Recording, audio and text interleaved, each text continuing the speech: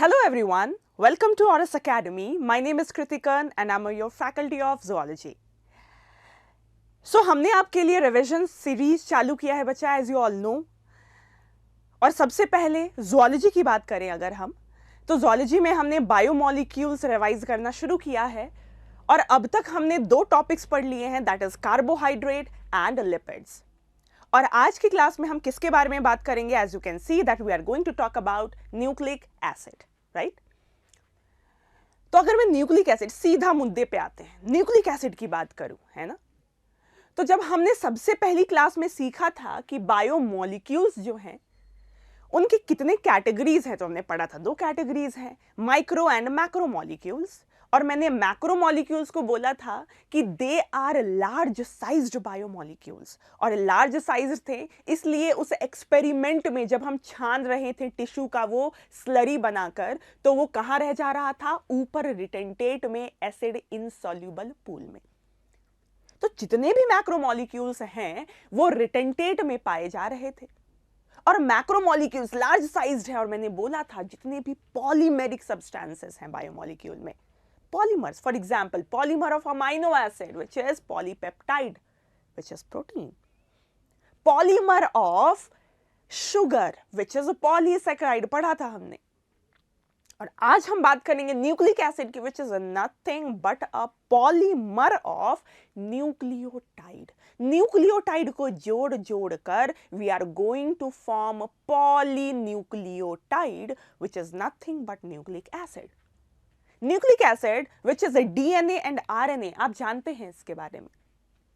तो nucleic acid की बात करें तो सबसे पहला पॉइंट आता है that they are polymer of nucleotides, polymer of nucleotides मतलब रिपीटिंग यूनिट, मोनोमेरिक यूनिट क्या होने वाली है? Nucleotides.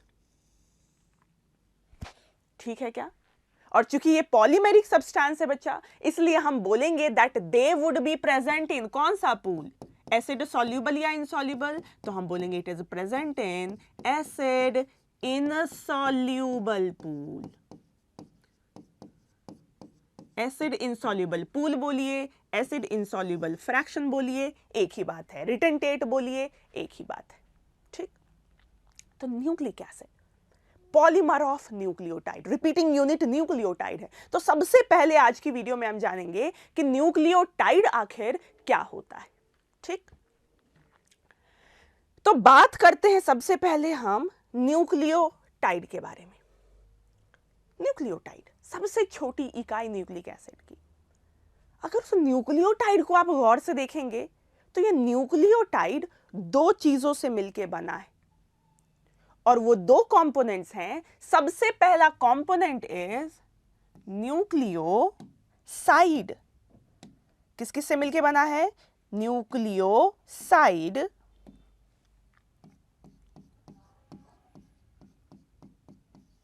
and the another component of one single nucleotide की बात कर रहे हैं बच्चा, so that another component is phosphate। phosphate बोलूं, phosphoric acid बोलूं, एक ही बात है ना? तो single nucleotide is made up of one nucleoside and one phosphate। दोनों को जोड़ा क्या मिला? एक न्यूक्लियोटाइड। पर अब मुझे न्यूक्लियोसाइड के बारे में जानना है कि भैया ये न्यूक्लियोसाइड आखिर किसका बना होता है। तो अगर मैं न्यूक्लियोसाइड की बात करूं कि कंपोनेंट्स ऑफ न्यूक्लियोसाइड क्या क्या है, so that includes pentose sugar and nitrogenous base. Nitrogenous base. आज की क्लास में हम कुछ पुरानी चीजें भी रिकॉल करने वाले हैं जो कि मैंने आपको पहले सिखाया है। And as you can see here that I have written a pentose. तो आज मैं आपको पेंटोज तो नहीं पढ़ाऊंगी बच्चा, क्योंकि हमने कार्बोहाइड्रेट में आपको पढ़ाया है कि पेंटोज क्या होता है। मैंने आपको बोला था ना कार्बोहाइड्रेट की 3 कैटेगरी, एक कैटेगरी थी मोनोसैकेराइड, और मोनोसैकेराइड में हमने सिंपल शुगर पढ़ा था, और सिंपल शुगर का हमने जनरलाइज्ड फॉर्मूला लिखा था CH2O होल ब्रैकेट N, और N की वैल्यू अगर 5 होती है तो केमिकल फॉर्मूला होता है C5H10O5, और ऐसा शुगर कहलाता है पेंटोज। और पेंटोज का एग्जाम्पल था राइबोज, और इस राइबोज में ही हमने थोड़ा सा मॉडिफाई किया था, सेकेंड कार्बन पर हमने ऑक्सीजन हटा दिया था, तो सेकेंड कार्बन पे केवल क्या था, HH, HOH नहीं था, HOH राइबोज में होता है, तो सेकेंड कार्बन पे ऑक्सीजन का रिमूवल किया था, डीऑक्सीजनेशन किया था, तो राइबोज के डीऑक्सीजनेशन से जो शुगर बना था उसको हमने क्या बोला था, डीऑक्सी राइबोज। तो पेंटोज शुगर की अगर मैं बात करूं तो इसके एग्जाम्पल्स में क्या क्या इंक्लूड होगा बच्चा, तो पेंटोज शुगर यहां पे होगा राइबोज एंड डीऑक्सी राइबोज। ठीक, तो हम बात करें एक न्यूक्लियोसाइड की, न्यूक्लियोसाइड में क्या देखने को मिलेगा, पेंटोज राइबोज भी हो सकता है और डीऑक्सीराइबोज भी हो सकता है, और दूसरा कंपोनेंट न्यूक्लियोसाइड का है विच इज नाइट्रोजनस बेस। और आज का डिस्कशन एकदम फोकस्ड होगा हमारा नाइट्रोजनस बेस पे, हम पहली दफा सुन रहे हैं इसके बारे में। फॉस्फेट तो आपने सुना है, बहुत आसान, आपने न्यूक्लियोसाइड में पेंटोज के बारे में पढ़ लिया है पिछली क्लास में, आज हम बात करेंगे नाइट्रोजनस बेस के बारे में। तो अगर मैं थोड़ा सा भी बताऊं नाइट्रोजनस बेस के बारे में, तो नाइट्रोजनस बेस 2 टाइप के होते हैं। कितने टाइप के, 2 टाइप के, and those 2 types of nitrogenous base includes purine and pyrimidine. Purine and pyrimidine nitrogenous base है ना, नाइट्रोजन कंटेनिंग होगा पक्का। कितने टाइप के, 2, purines as well as pyrimidine. इस प्यूरिन के 2 एग्जाम्पल्स होते हैं, और 2 एग्जाम्पल कैसे याद रखेंगे, आग, 2 एग्जाम्पल कैसे याद रखेंगे, आग, आग, और पिरिमिडिन के 3 एग्जाम्पल्स कैसे याद रखेंगे, कट, CUT, कट। ठीक, अगर मैं बात करूं आग की, तो आग मतलब ए से होता है अडेनिन, ए से क्या होता है, अडेनिन, और जी की बात करें तो जी से होगा गुआनिन, ए से एडेनिन, जी से गुआनिन। पर अगर मैं पायरिमिडिन की बात करूं तो कैसे याद रखना था, कट, सी से होगा साइटोसिन, यू से होगा यूरासिल, और टी से होगा थाइमिन, टी से क्या होगा, थाइमिन। यहां मैं आपको सतर्क करूं बच्चा थोड़ा, क्योंकि एक होमोफोनिक वर्ड है, होमोफोनिक वर्ड का मतलब ऐसा वर्ड जो कि सिमिलर साउंड करता हो किसी और से। तो एक होमोफोनिक वर्ड है जिसका नाम है थायामिन, है ना। आपको ऑप्शन में थायामिन, थाइमिन दोनों दिखेगा। अगर आपने स्पेलिंग पे ध्यान नहीं दिया तो फिर प्रॉब्लम आती है। जैसे बायोलॉजी में बहुत सारे होमोफोनिक टर्मिनोलॉजीज हैं। एक है आपका इलियम एंड इलियम, है ना, एक बोन है और एक स्मॉल इंटेस्टाइन का पार्ट होता है। ठीक, तो उसी प्रकार से ये जो थाइमिन है वाई वाला, वो क्या है, नाइट्रोजनस बेस, पर ये जो थायामिन होता है वो होता है विटामिन B1। तो हम इसके बारे में तो आज नहीं पढ़ेंगे ऑफ कोर्स। तो याद रखिएगा nitrogenous base 2 category, purine, pyrimidine. Purine आग, adenine, guanine, pyrimidine CUT cut, cytosine, uracil and thymine. Nucleic acid के 2 एग्जांपल्स तो सबको पता होते हैं, और वो 2 एग्जांपल्स क्या हैं बच्चा, वो हैं DNA and RNA, DNA and RNA। अगर मैं DNA की बात करूं तो DNA में जो नाइट्रोजनस बेस प्रेजेंट होगा वो होगा A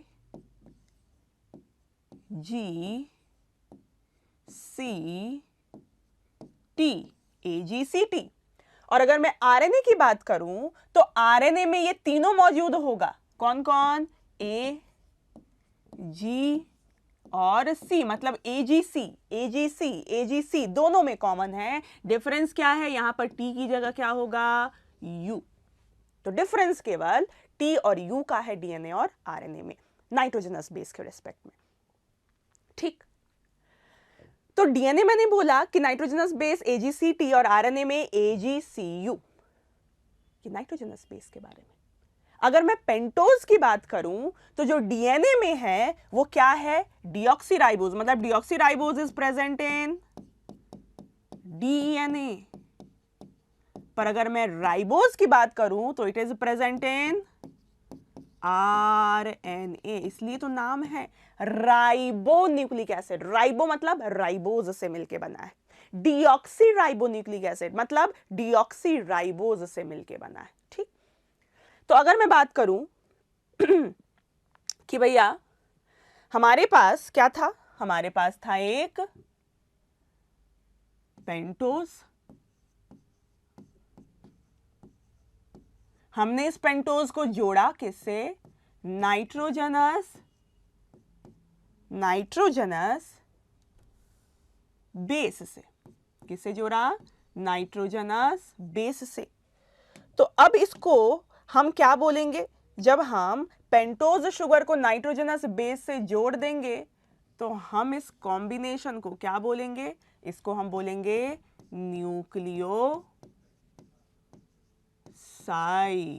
क्या बोलेंगे? न्यूक्लियोसाइड।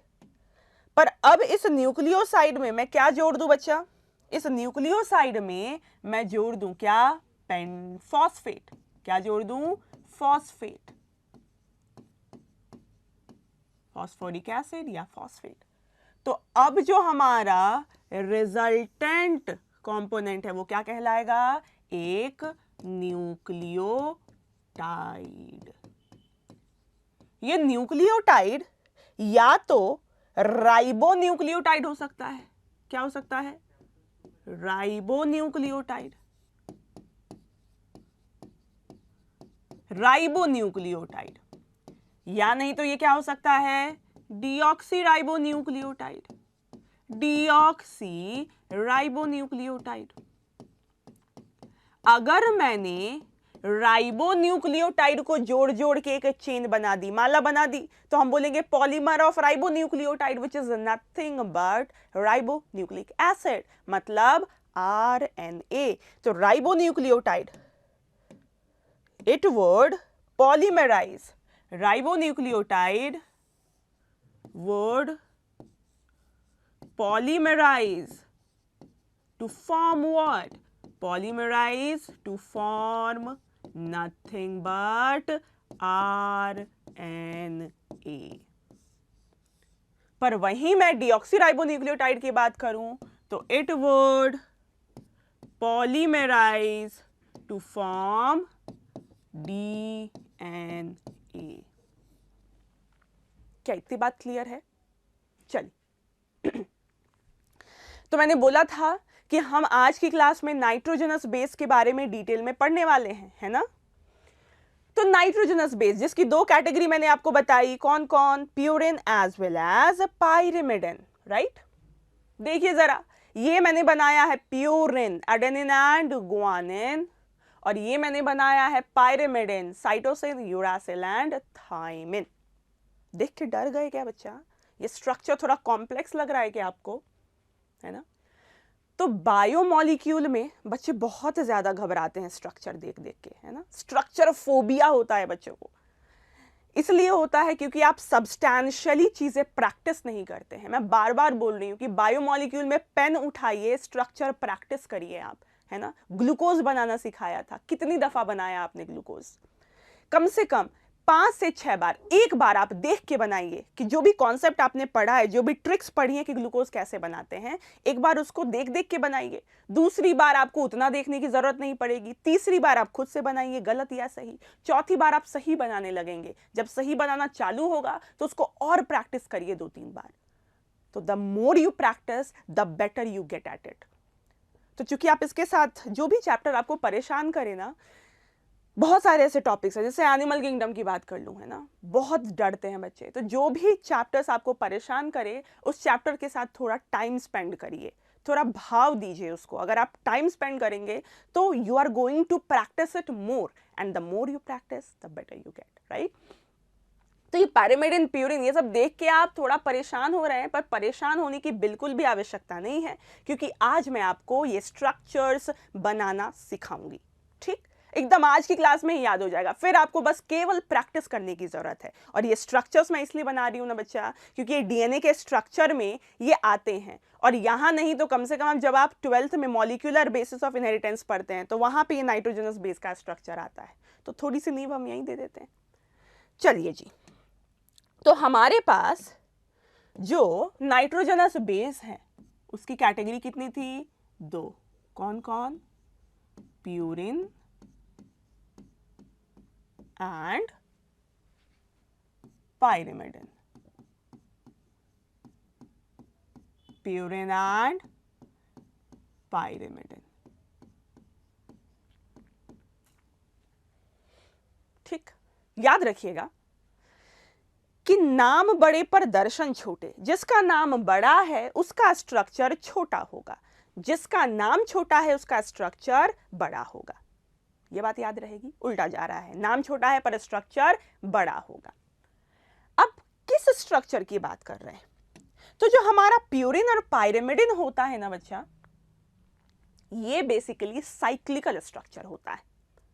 और प्यूरिन में स्ट्रक्चर बड़ा है, मतलब यहां पे 2 रिंग्स देखने को मिलेंगी, एक 6 मेंबर के रिंग और एक 5 मेंबर के रिंग, और ये दोनों रिंग फ्यूज हो जाएंगी। कैसी? ऐसी। प्यूरिन में ऐसा देखने को मिलेगा, एक मैंने बनाया 6 मेंबर की रिंग और एक मैंने बनाई 5 मेंबर की रिंग। दिख रहा है क्या आपको? तो ये है प्यूरिन का स्ट्रक्चर। पर एक टिपिकल पाइरिमिडिन आपको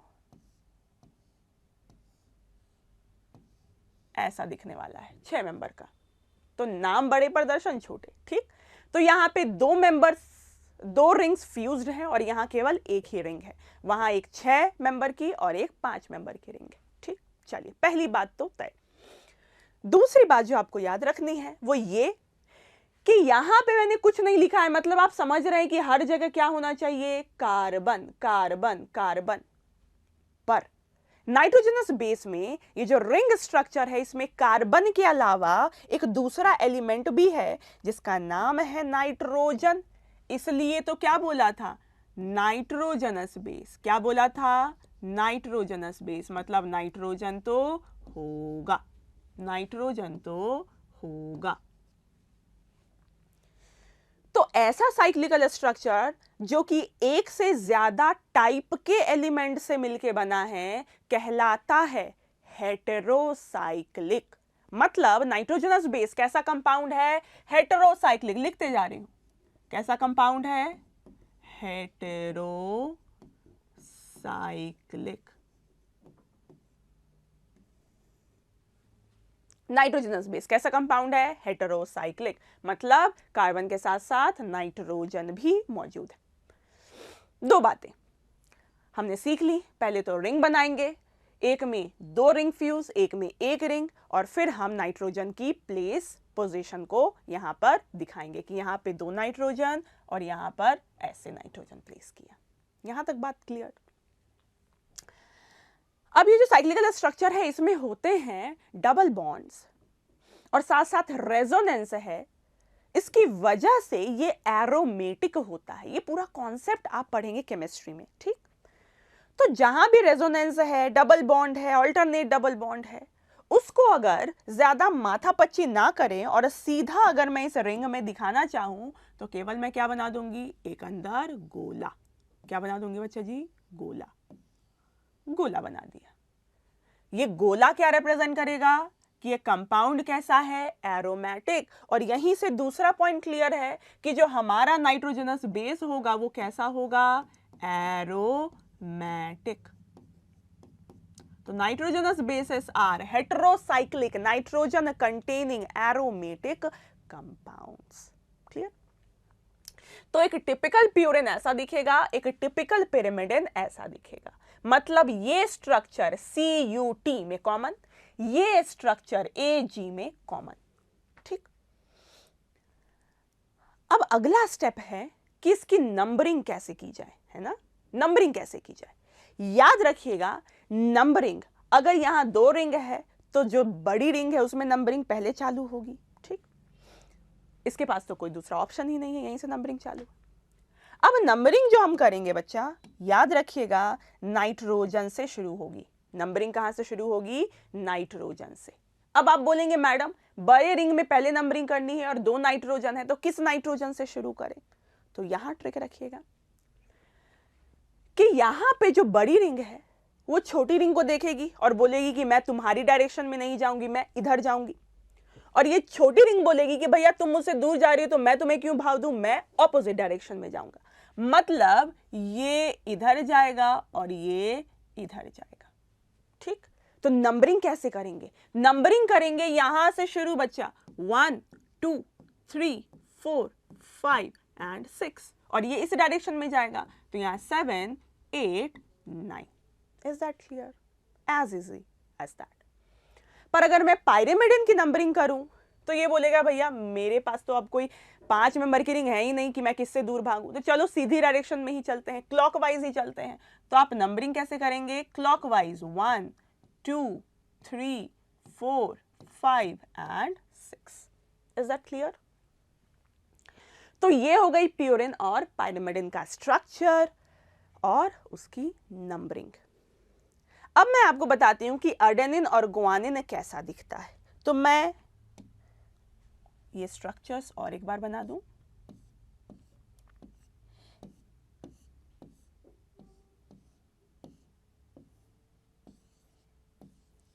आप भी लिख लिख के प्रैक्टिस करेंगे बच्चा।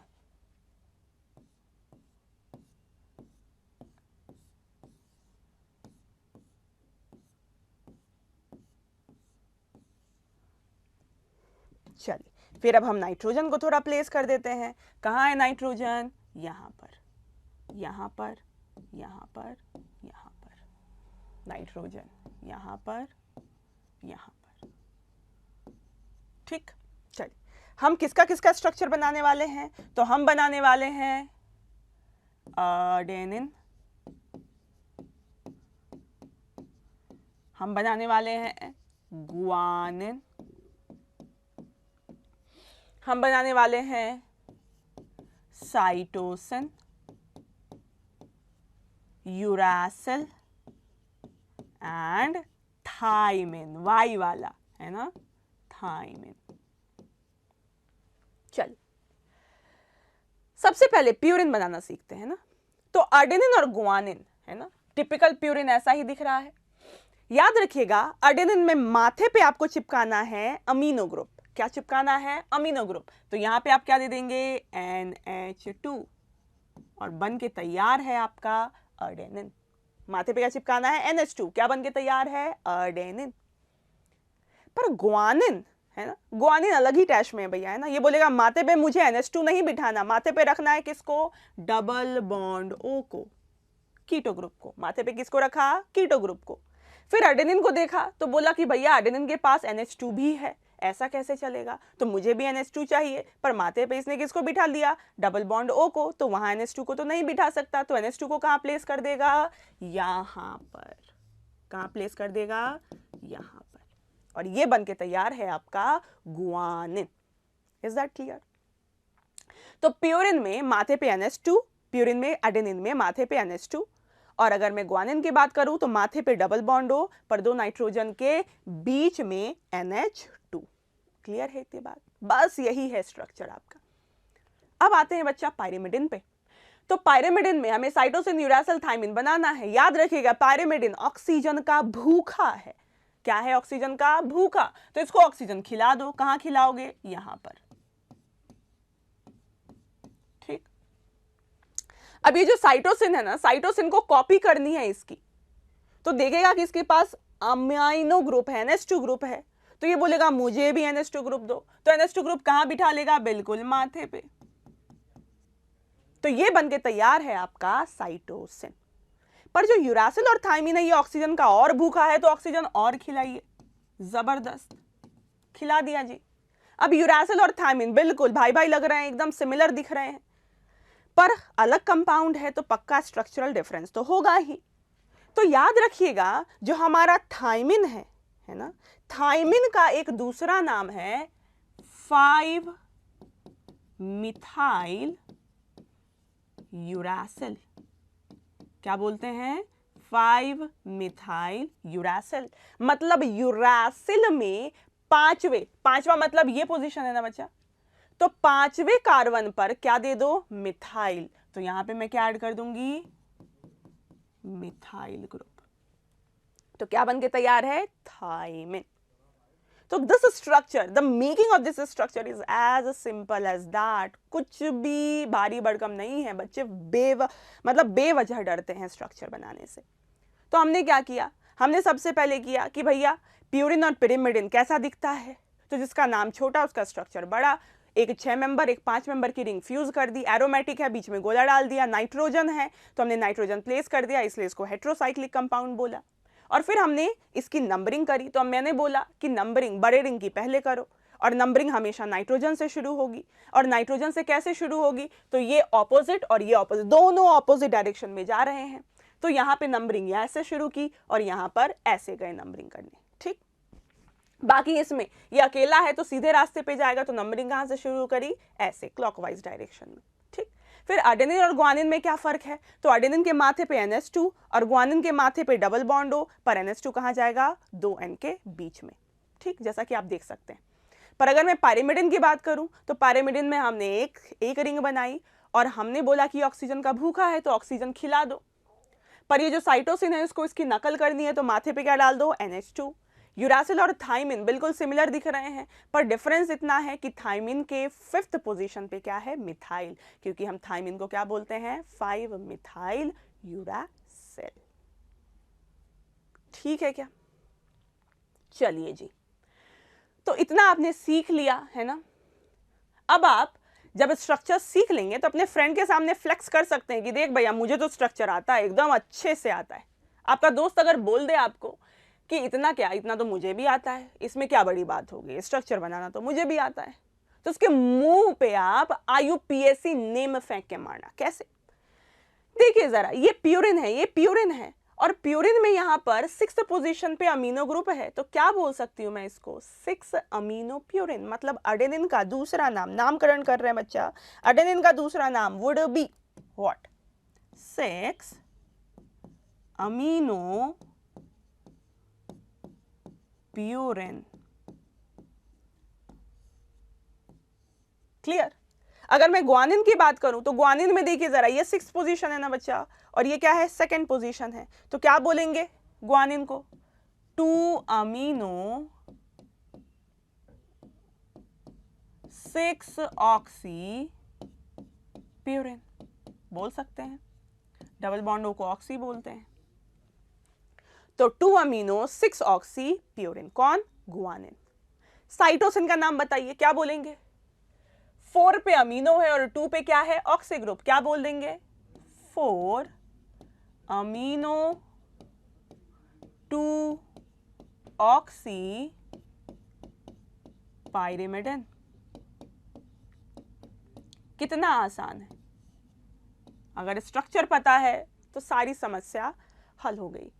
यूरासिल में ये 4th पोजीशन है और ये क्या है? 2nd पोजीशन है ना, तो क्या बोलेंगे इसको? 2 4 2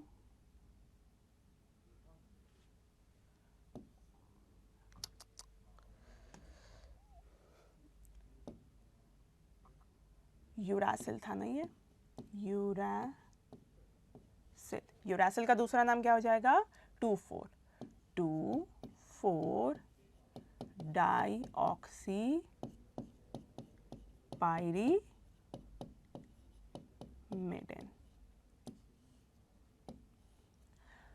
थायमिन को 5-मिथाइल यूरासिल तो बोला ही, पर एक और नाम दे सकते हैं, क्या? 2 और 4 पे क्या है? डाईऑक्सी, और 5 पे क्या है? मिथाइल, तो बोल सकते हैं हम 2 4 डाइऑक्सी 5 मिथाइल पायरीमिडिन।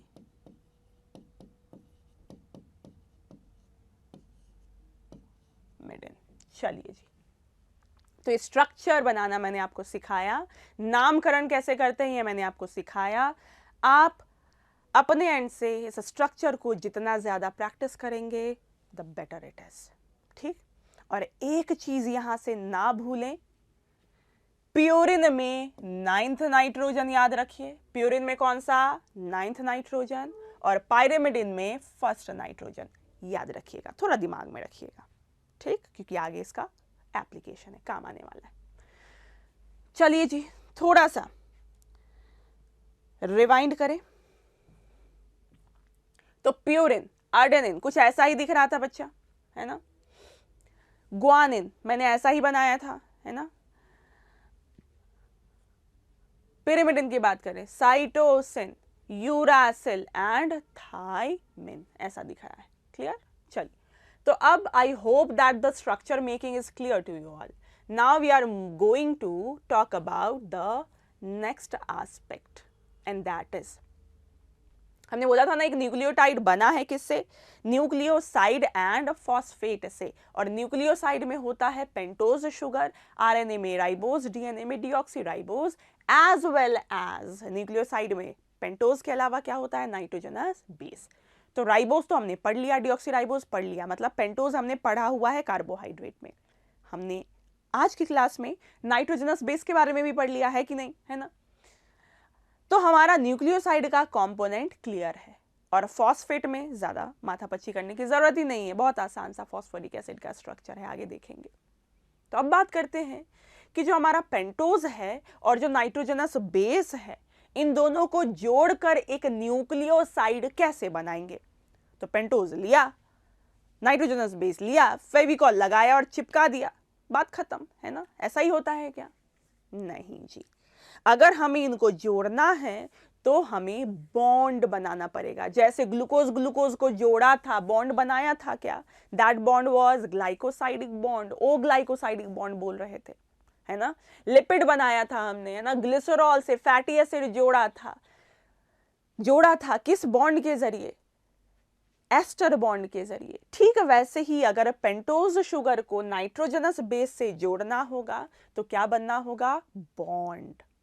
कौन सा बॉन्ड बनेगा समझते हैं बच्चा। देखिए जरा, यहां पर आपको दिख रहा है, ये मैंने बनाया है purine, and this purine can be आग। आग पता है ना आपको, इट कैन बी इधर एडेनिन और इट कैन इधर बी गुआनिन। ठीक, और मैंने आपको बोला था कि प्यूरिन में आपको याद रखना है कौन सा नाइट्रोजन? 9th nitrogen. देखिए जरा, ये है आपका 9th नाइट्रोजन, और ये जो 9th नाइट्रोजन है, देखिए जरा इसका हाइड्रोजन, इसके पास हाइड्रोजन है, और ये मैंने बनाया है एक पेंटोज शुगर। और देख के बताइए कि ये जो पेंटोज शुगर है आपका, ये जो पेंटोज शुगर है आपका, इसका कॉन्फ़िगरेशन अल्फा है या बीटा? अल्फा। OH नीचे होता था, इस कार्बन, लास्ट कार्बन से OH ऑपोजिट, दूर, फार होता था। फार मतलब अल्फा, पर ये फार नहीं है, तो कैसा कॉन्फ़िगरेशन है? बीटा। तो मैंने बनाया है बीटा पेंटोज। ये बीटा पेंटोज या तो बीटा राइबोज भी हो सकता है इन केस ऑफ आरएनए, या फिर ये बीटा डीऑक्सीराइबोज भी हो सकता है, कुछ भी हो सकता है। ठीक, तो मैंने एक जनरलाइज स्ट्रक्चर बना दिया है बीटा पेंटोज का। अब ये प्यूरिन इस बीटा पेंटोज को देख रहा है ना। इस प्यूरिन का जो 9th नाइट्रोजन है उसके पास है हाइड्रोजन, और इस पेंटोज का ये 1st कार्बन होता था ना बच्चा, ये 1st, 2nd, 3rd, 4th and 5th। याद रखिएगा, हमने जब नाइट्रोजनस बेस की नंबरिंग करी थी तो 1 2 3 4 5 6 7 8 ऐसे नंबर दिया था। जब हम शुगर में नंबरिंग कर रहे थे तो 1 2 3 4 5 6 बोला था।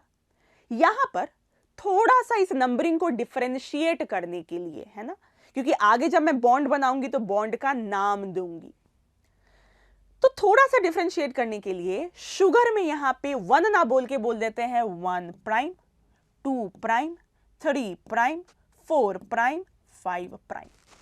ठीक, तो यहाँ पे बस डिफरेंशिएट करने के लिए और कोई मकसद नहीं है, थोड़ा सा अलग हो इसलिए हमने 1 की जगह 1 प्राइम, 2 की जगह 2 प्राइम किस में लिया है, पेंटोज शुगर में।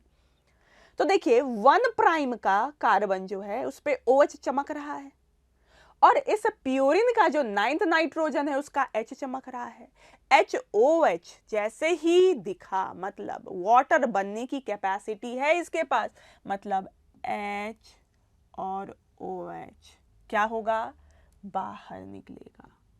मतलब क्या हुआ बच्चा, हो गया है डिहाइड्रेशन।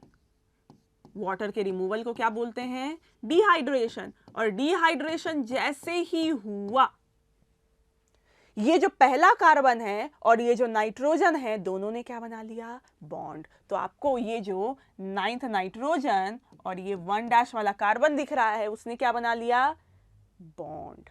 और ये बॉन्ड भी कहलाता है ग्लाइकोसाइडिक बॉन्ड। क्या बोलते हैं, ग्लाइकोसाइडिक बॉन्ड। पर इस ग्लाइकोसाइडिक बॉन्ड का अगर मैं नाम दूं तो हम बोल सकते हैं कि शुगर का कौन सा, 1' और इस प्यूरिन में कौन सा नाइट्रोजन, 9th नाइट्रोजन। क्लियर है क्या, इसमें क्या बन गया, ग्लाइकोसाइडिक बॉन्ड। तो एक बात बता दूं मैं कि जो हमारा शुगर होगा पेंटोज और जो हमारा प्यूरिन होगा ये दोनों क्या बना रहे हैं बच्चा, बॉन्ड। तो याद रखिएगा पेंटोज का कौन सा कार्बन बॉन्ड बना रहा था, तो पेंटोज का बना रहा है फर्स्ट कार्बन और प्यूरिन का 9th नाइट्रोजन। क्या बना रहे हैं, ग्लाइकोसिडिक बॉन्ड। और ये बॉन्ड कहलाएगा एन ग्लाइकोसिडिक बॉन्ड। वहां ऑक्सीजन शेयर्ड एटम होता था, यहां नाइट्रोजन देखिए है क्या, ठीक, इसलिए हमने इसको क्या बोला है, एन ग्लाइकोसिडिक बॉन्ड। तो जब भी ग्लाइकोसिडिक बॉन्ड न्यूक्लियोसाइड बनाने के लिए पेंटोज को नाइट्रोजनस बेस से जोड़ने के लिए बन रहा होगा, हमेशा पेंटोज का कौन सा कार्बन इन्वॉल्व होगा, पहला। और प्यूरिन में कौन सा नाइट्रोजन इन्वॉल्व होगा, 9th नाइट्रोजन। चाहे अडेनिन हो चाहे गुआनिन हो, दोनों का 9th नाइट्रोजन। शुगर के कौन से कार्बन से जुड़ेगा, फर्स्ट कार्बन से। I hope this is clear. चलिए आगे बढ़ते हैं बच्चा। ये तो प्यूरिन से हमने जोड़ा, अब हम इसको जोड़ते हैं पाइरिमिडिन से। और ये पाइरिमिडिन हो सकता है क्या, सी भी हो सकता है, यू भी हो सकता है और टी भी हो सकता है, ठीक। और ये बीटा पेंटोज जैसा कि मैंने आपको बोला था ये राइबोज भी हो सकता है या डीऑक्सी राइबोज भी हो सकता है, ठीक। अब देखिए, क्या इसी को मैंने 1 प्राइम कार्बन बोला था, और क्या मैंने बच्चा नंबरिंग यहां से चालू करी थी पाइरिमिडिन की, मतलब ये नाइट्रोजन कौन सा नाइट्रोजन है, फर्स्ट नाइट्रोजन। मैंने अभी कुछ देर पहले आपको बोला था पाइरिमिडिन में फर्स्ट नाइट्रोजन याद रखिए दिमाग में, और प्यूरिन में 9th नाइट्रोजन याद रखिएगा। कभी कभार होता है ना कंफ्यूजन, अच्छा प्यूरिन का फर्स्ट था या 9th था, तो याद रखिएगा कॉमन सेंस कि प्यूरिन जो है उसमें 2 रिंग है, तो 9th नंबरिंग आने के चांसेस प्यूरिन के पास ही है। पिरिमिडिन तो एक ही रिंग है, वहां मैक्सिमम नंबरिंग 6 तक पहुंची है, 9वां तो आने की जरूरत पड़ेगी ही नहीं पाइरिमिडिन में। तो पाइरिमिडिन में 9 है ही नहीं, तो क्या होगा, फर्स्ट याद रखना है। और प्यूरिन में कौन सा नाइट्रोजन, 9th नाइट्रोजन, ठीक। यहां भी देखिए जरा कि इसका हाइड्रोजन और इस शुगर का OH क्या होगा, वाटर बना लेगा, मतलब क्या हो गया है, डिहाइड्रेशन।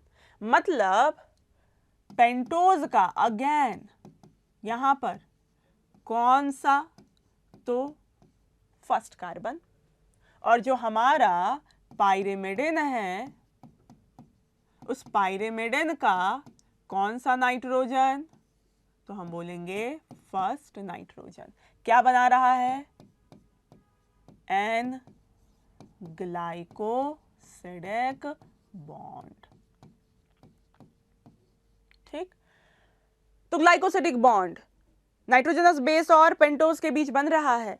पेंटोज का हमेशा कौन सा कार्बन जा रहा है? First carbon. और नाइट्रोजनस बेस अगर प्यूरिन है तो नॉर्मा नाइट्रोजन, और अगर पाइरिमिडिन है तो फर्स्ट नाइट्रोजन। तो प्यूरिन में 1-9 एन ग्लाइकोसाइडिक बॉन्ड, नाम बोलेंगे ना 1 प्यूरिन में क्या बोलेंगे?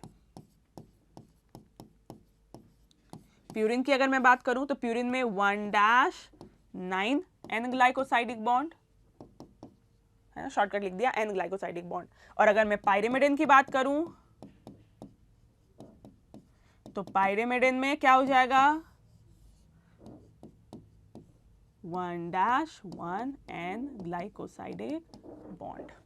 ठीक है क्या? देखिए 1-1 1-9 एंड 1-1। आई होप इतनी बातें क्लियर हो गई होंगी। चलिए समझने का सिलसिला आगे बढ़ाते हैं। तो हमारे पास न्यूक्लियोसाइड बन गया बच्चा। हमने पेंटोज को नाइट्रोजनस बेस से जोड़ के क्या बना दिया? न्यूक्लियोसाइड। अब बात करते हैं न्यूक्लियोटाइड कैसे बनता है। तो हम न्यूक्लियोसाइड में केवल क्या जोड़ने की देर है? फॉस्फेट जोड़ने की देर है। जैसे ही फॉस्फेट जोड़ा न्यूक्लियोसाइड में, क्या बन के तैयार हो जाएगा? एक न्यूक्लियोटाइड। ठीक, जैसा कि आप देख सकते हैं मैंने ये बनाया है हमारा पेंटोज शुगर। क्या है ये? पेंटोज।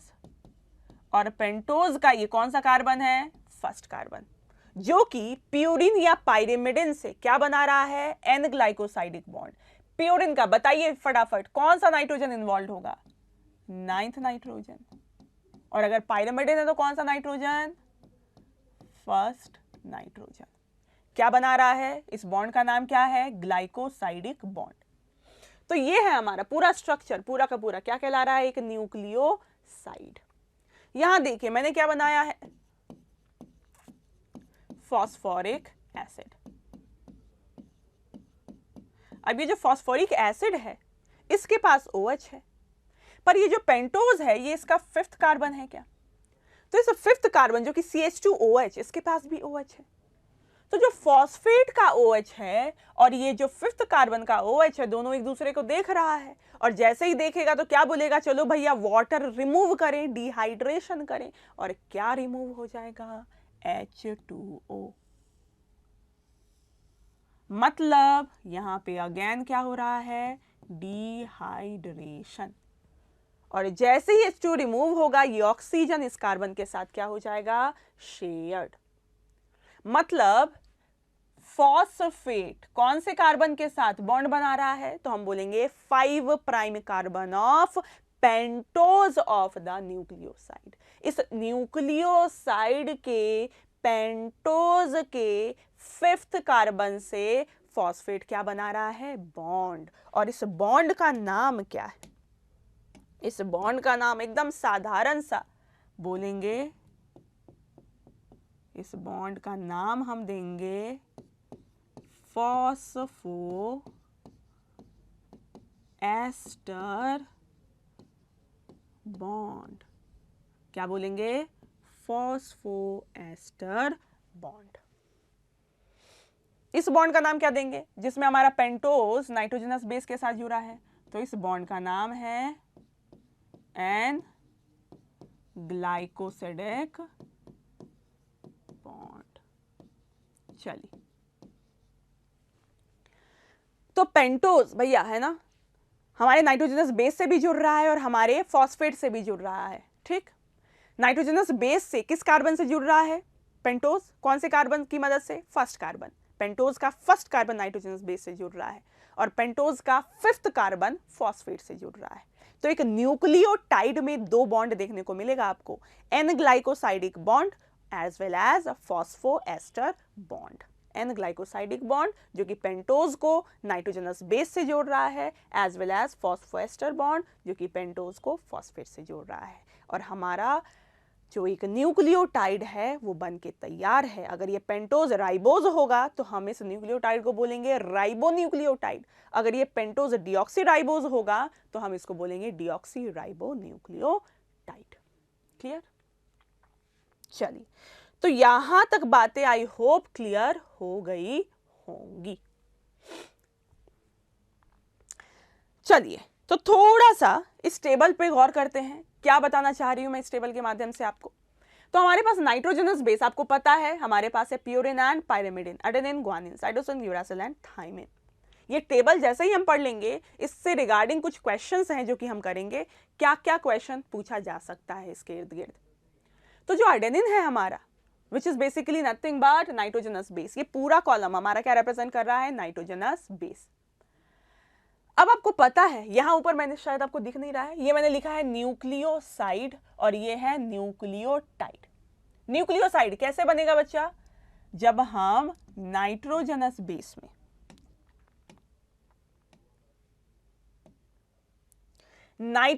बेस में जब हम क्या ऐड करेंगे,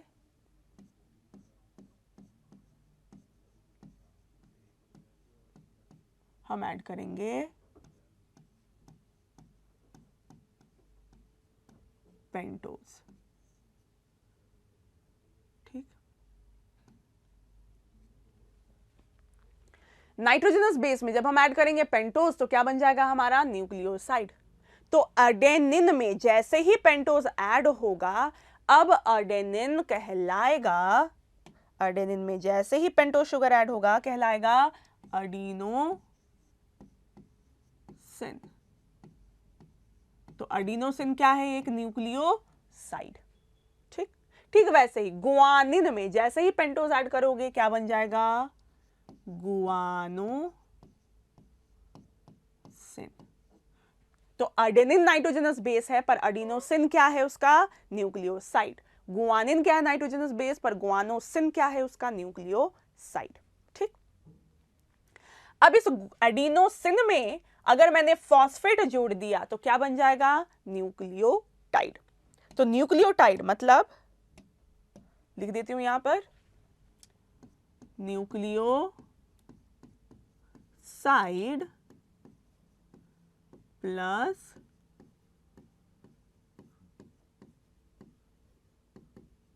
फॉस्फेट। ठीक, तो एडिनोसिन में अगर मैंने फॉस्फेट ऐड किया तो ये कहलाएगा एडिनाइलिक एसिड। क्या कहलाएगा, एडिनाइलिक एसिड। गुआनोसिन में ऐड किया तो क्या कहलाएगा, गुआनाइलिक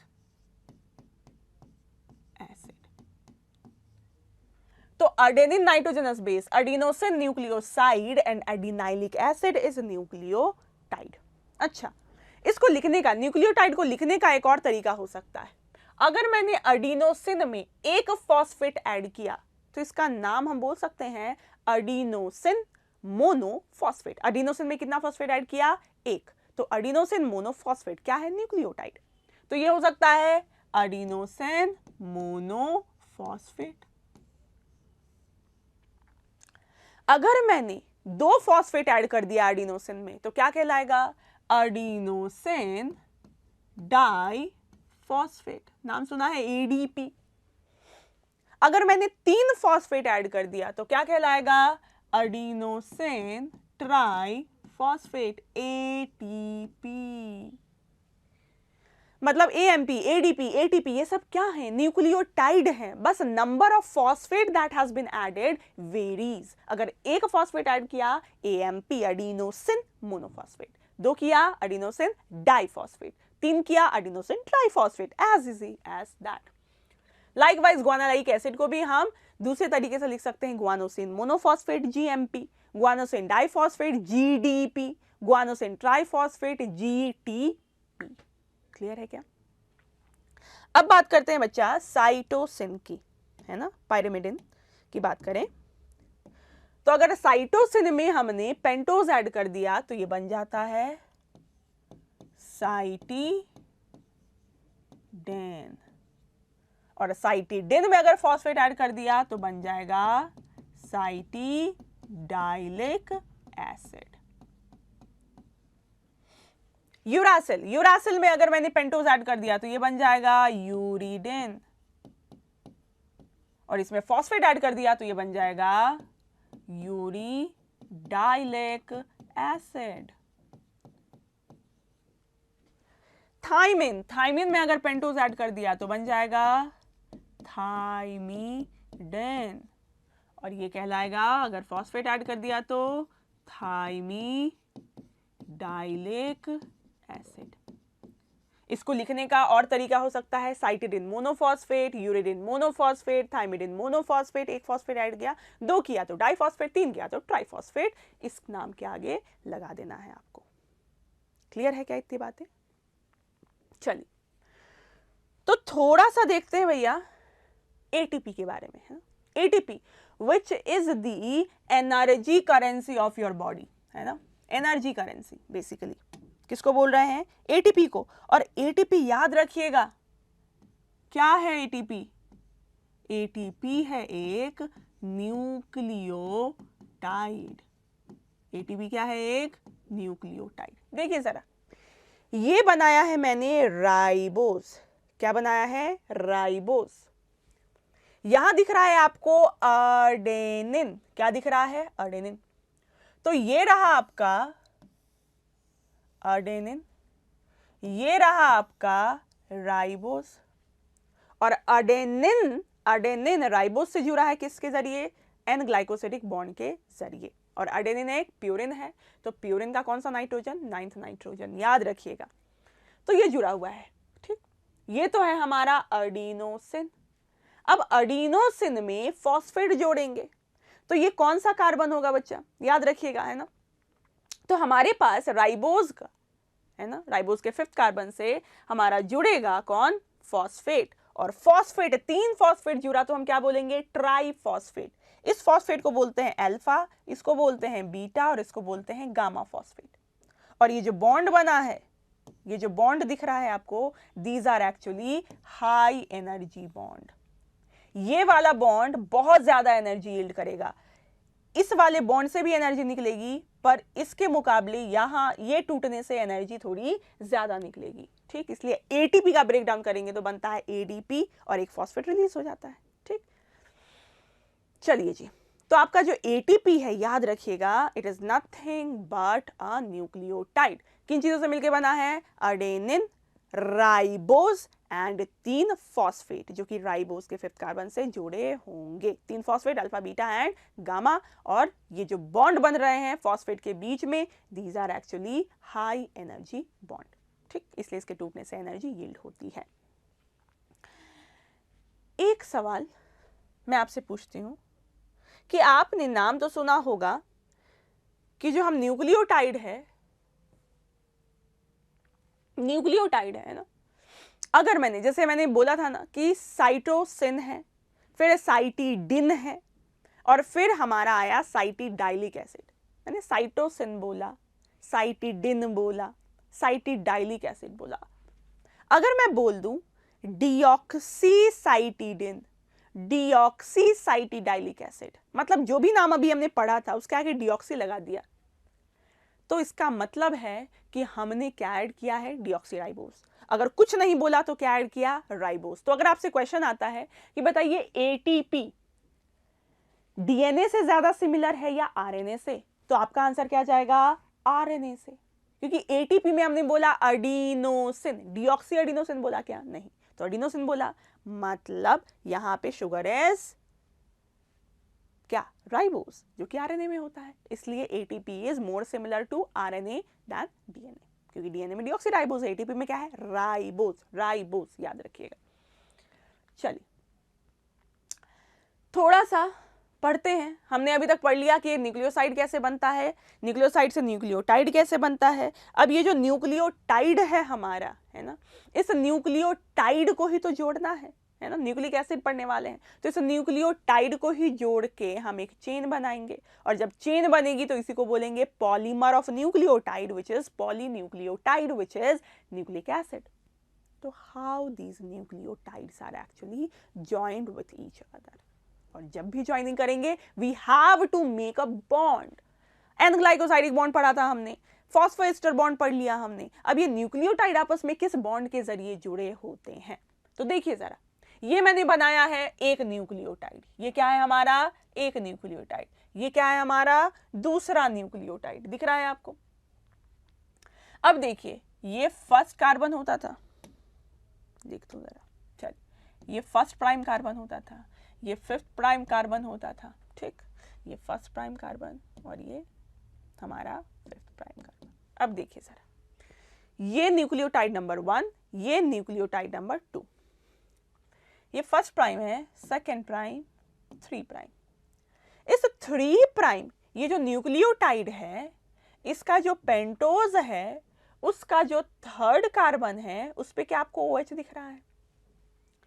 दूसरा न्यूक्लियोटाइड में देखिए जरा, इस न्यूक्लियोटाइड में ये जो पेंटोज है, इसके फिफ्थ कार्बन से जो फॉस्फेट जुड़ा है, क्या उस पे OH दिख रहा है? तो यहां OH दिख रहा है और यहां OH दिख रहा है। और OH जैसे ही आमने सामने दिखेगा, क्या करेंगे? डिहाइड्रेशन। मतलब यहां पे क्या होने वाला है? Removal of water. मतलब मैं क्या करूं?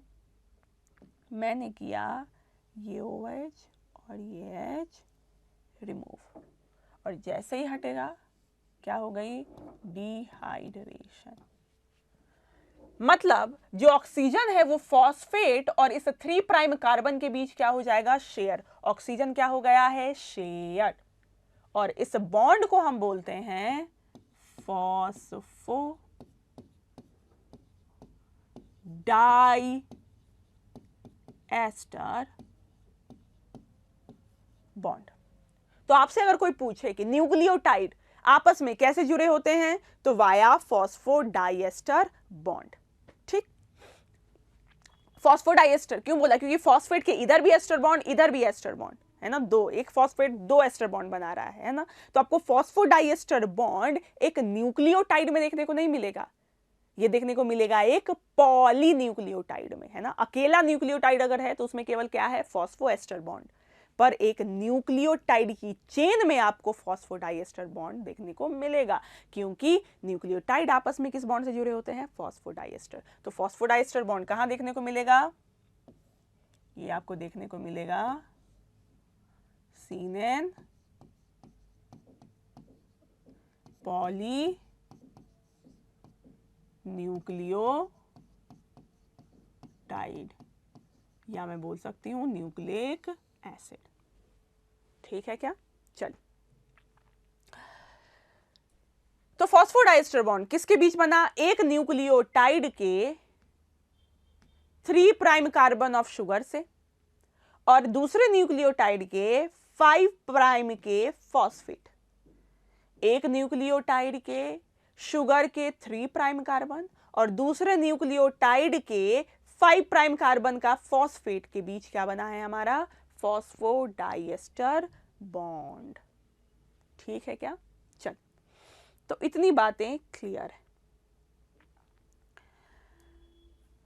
कुछ क्वेश्चंस देखते हैं ना, देखिए जरा।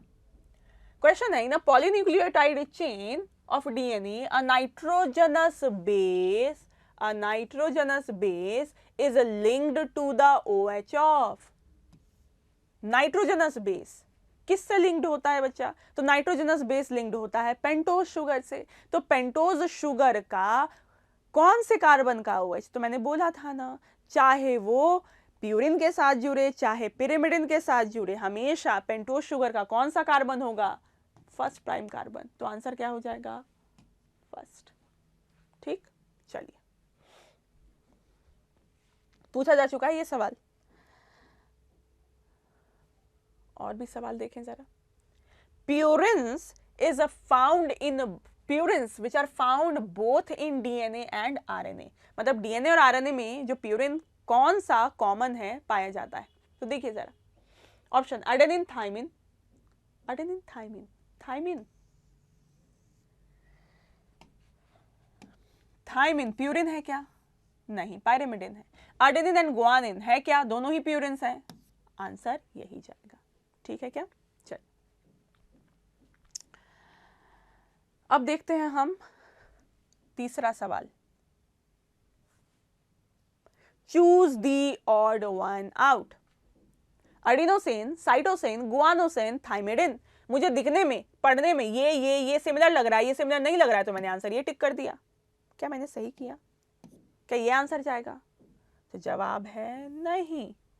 देखिए जरा, एडिनोसिन एक न्यूक्लियोसाइड है, गुआनोसिन एक न्यूक्लियोसाइड है, थाइमिडिन एक न्यूक्लियोसाइड है, पर साइटोसिन एक नाइट्रोजनस बेस है। तो 3 ऑप्शन न्यूक्लियोसाइड और 1 ऑप्शन क्या है, नाइट्रोजनस बेस। तो answer would be second, cytosine. Clear? चलिए जी, अब हम बात करेंगे अपने one of the last, second last basically बोल सकते हैं टॉपिक की इस चैप्टर, इस टॉपिक में, न्यूक्लिक एसिड में, that is the structure of DNA. और ये मैंने जो पिक्चर है वो एनसीईआरटी से कट पेस्ट किया है ना। देखिए जरा, ये स्ट्रक्चर आपका एनसीईआरटी में गिवन है, इसी स्ट्रक्चर को थोड़ा सा अभी हम डिटेल में पढ़ने वाले हैं। ठीक, देख के बताइए, ये आपको पेंटोज शुगर दिख रहा है क्या? क्या आपको ये फॉस्फेट फॉस्फोडाइस्टर बॉन्ड बनाता हुआ दिख रहा है? यस। तो हम इसी स्ट्रक्चर ऑफ डीएनए के बारे में आज हम पढ़ने वाले हैं। आप चाहें तो इस स्लाइड का स्क्रीनशॉट ले सकते हैं।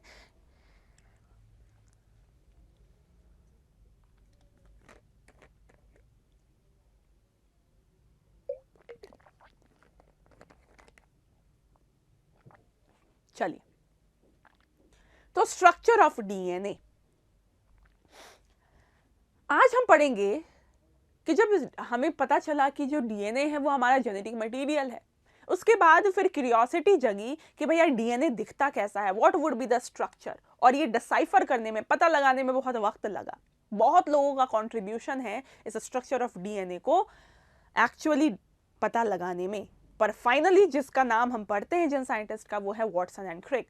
एंड डीएनए का जो स्ट्रक्चर है, उस मॉडल को, है ना, जिसने डीएनए के स्ट्रक्चर को डिफाइन किया, उस मॉडल को वी से डबल हेलिकल मॉडल, और इसको दिया था वॉटसन एंड क्रिक ने।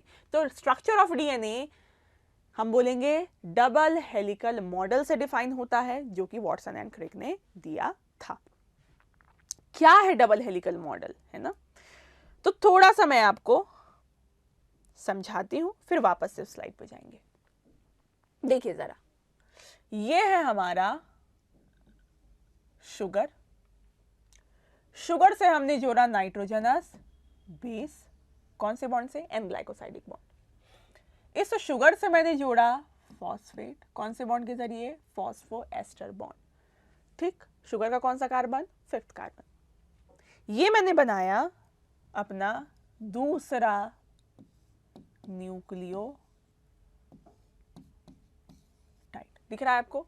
ये है पहला न्यूक्लियोटाइड, ये है हमारा दूसरा न्यूक्लियोटाइड। ठीक, और ये न्यूक्लियोटाइड आपस में कैसे कनेक्टेड होते हैं? तो अभी मैंने सिखाया, they are joined via phosphodiester bond. मतलब ये ग्रीन कलर का बॉन्ड क्या है? Phosphodiester bond. और ऐसे ही ऐसे क्या बन जाएगी? एक पूरी चेन बन जाएगी।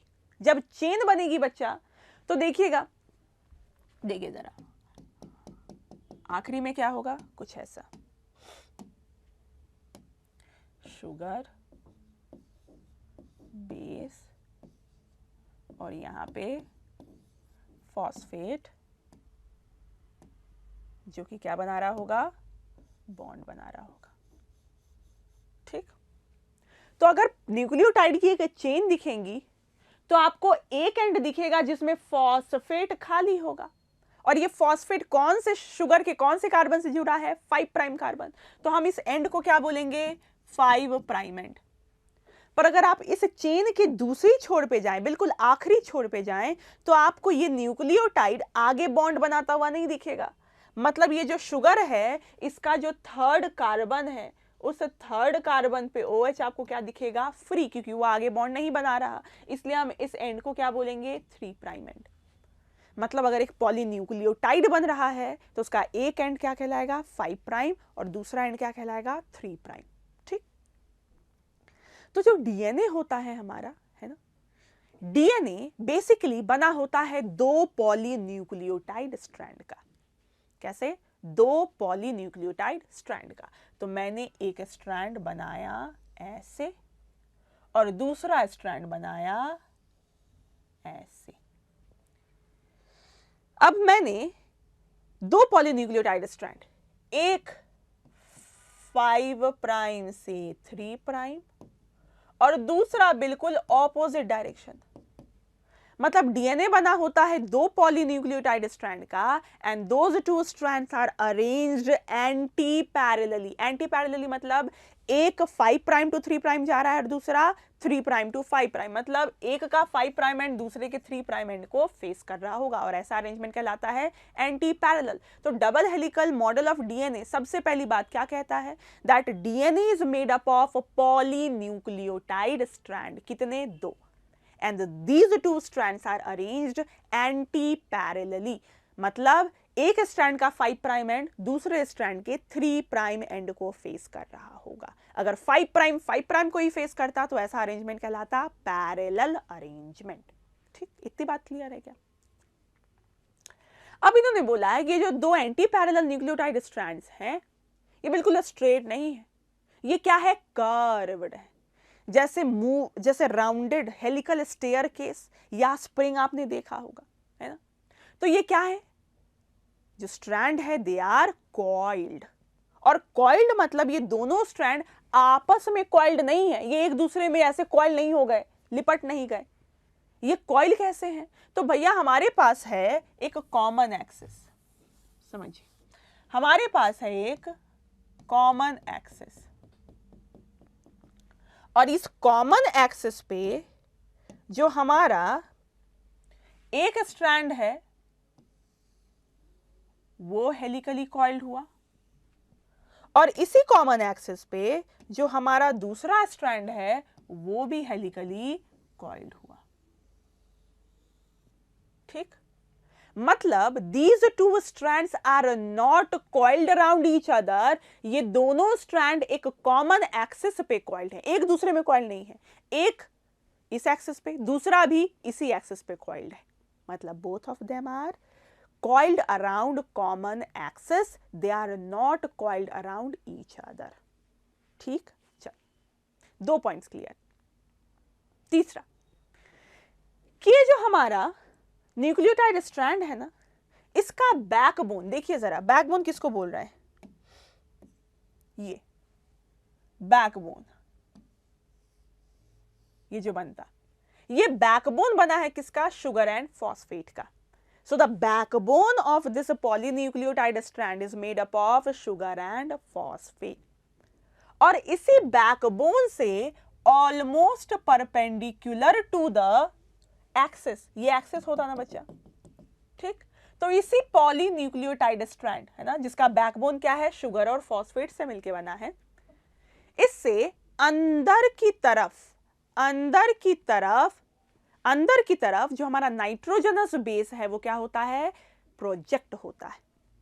तीन बातें हमने सीखी। सबसे पहले डीएनए दो पॉलीन्यूक्लियोटाइड स्ट्रैंड से मिलके बना, और दोनों क्या है, एंटी पैरेलल, मतलब एक का 5 प्राइम दूसरे के 3 प्राइम को फेस कर रहा होगा। दूसरा पॉइंट हमने सीखा कि जो पॉलीन्यूक्लियोटाइड स्ट्रैंड्स हैं वो दोनों आपस में कॉइल नहीं होते, ये दोनों कॉमन एक्सिस, मतलब दोनों सेपरेटली अपना अपना घूम रहे हैं, पर दोनों ही कॉमन एक्सिस में घूम रहे हैं, हेलिकली कॉइल्ड होते हैं। ठीक, अब हम बात करें तीसरे पॉइंट की, तो हमने बोला कि जो डीएनए का जो पॉलीन्यूक्लियोटाइड स्ट्रैंड है उसका बैकबोन हम बोलेंगे बना है शुगर फॉस्फेट का, और इसी बैकबोन से अंदर की तरफ प्रोजेक्ट होती हैं कौन, नाइट्रोजनस बेस। तो यहां मैंने बना दिया, मान लेते हैं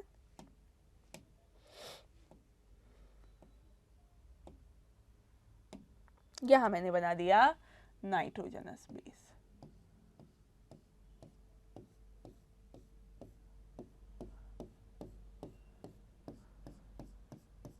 ठीक, देखिए ये रहा नाइट्रोजनस बेस, अंदर की तरफ प्रोजेक्ट हो रही है, और ये एक्सिस से क्या है, ऑलमोस्ट परपेंडिकुलर दिख रही है आपको, है ना। ठीक, अभी जो दोनों पॉलीन्यूक्लियोटाइड स्ट्रैंड कॉमन एक्सिस पे घूमी हैं, ये आपस में how they are held together, बिखर क्यों नहीं गई, how they are held together. तो पॉलीन्यूक्लियोटाइड स्ट्रैंड जो आपस में कॉमन एक्सिस पे कॉइल हो रही हैं हेलिकली, वो एक दूसरे के साथ बना रही हैं बॉन्ड, और कौन सा कंपोनेंट बॉन्ड बना रहा है, तो वही कंपोनेंट जो अंदर की तरफ कॉमन एक्सिस पे परपेंडिकुलरली प्रोजेक्ट हुआ था, दैट इज नाइट्रोजनस बेस। तो एक पॉलीन्यूक्लियोटाइड स्ट्रैंड का नाइट्रोजनस बेस दूसरे पॉलीन्यूक्लियोटाइड स्ट्रैंड के नाइट्रोजनस बेस के साथ क्या बना रहा होगा, bond, and that is hydrogen bond. और याद रखिएगा ये बॉन्डिंग ऐसे ही रैंडमली नहीं होती, ये बहुत स्पेसिफिक बॉन्डिंग है। मतलब अगर यहाँ पे नाइट्रोजनस बेस एडेनिन है तो यहाँ पे अगर स्ट्रैंड होगा तो वो किस नाइट्रोजनस बेस के साथ बॉन्ड बनाएगा? थाइमिन के साथ। तो हमेशा याद रखिएगा एडेनिन, एक स्ट्रैंड का एडेनिन दूसरे के थाइमिन के साथ हाइड्रोजन बॉन्ड बनाएगा और ए और टी आपस में जुड़े होते हैं दो हाइड्रोजन बॉन्ड से। ए टी को ढूंढेगा, टी ए को ढूंढेगा। लाइकवाइज अगर एक स्ट्रैंड पे ग्वानिन है तो वो दूसरे स्ट्रैंड पे हमेशा किसके साथ हाइड्रोजन बॉन्ड बनाएगा? साइटोसिन के। और कितने हाइड्रोजन बॉन्ड बनाएगा? 3। ठीक, तो हमेशा एटी के साथ पेयर होगा, जीसी के साथ पेयर होगा और इसी को हम बोलते हैं base pair complementarity. Base pair complementarity